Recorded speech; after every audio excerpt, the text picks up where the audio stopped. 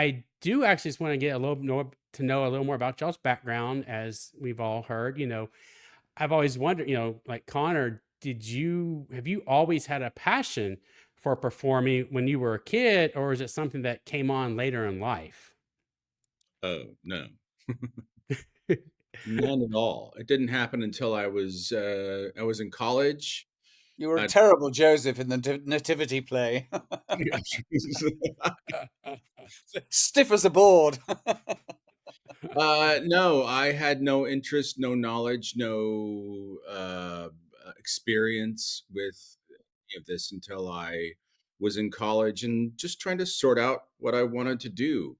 I was playing football and, I wasn't happy doing that. uh, and just sort of tripped over it. And that's but when I tripped over it, I picked up that little gold piece and ran with it as fast and as hard as I could for as long as I could in terms of training. So, I came to it later, but when I got to it,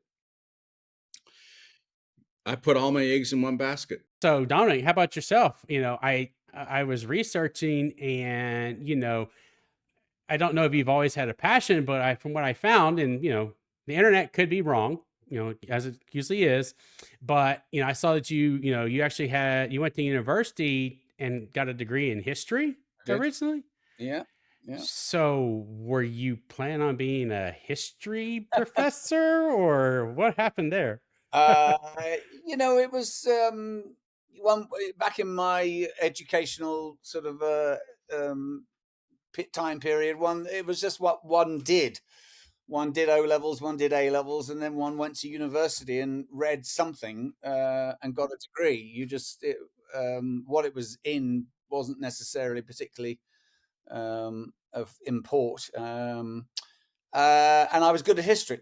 I mean, I was good at English too. It could have been English, but I was kind of better at history, and I quite liked the process of arguing historical, facts and making your own supposition about what happened. And so yeah, but I was, how old was I? 10, I think, when my prep school put on a play, and we all went auditioning for it. And the lady, Mrs. Bennett Hunter, gave me the lead part.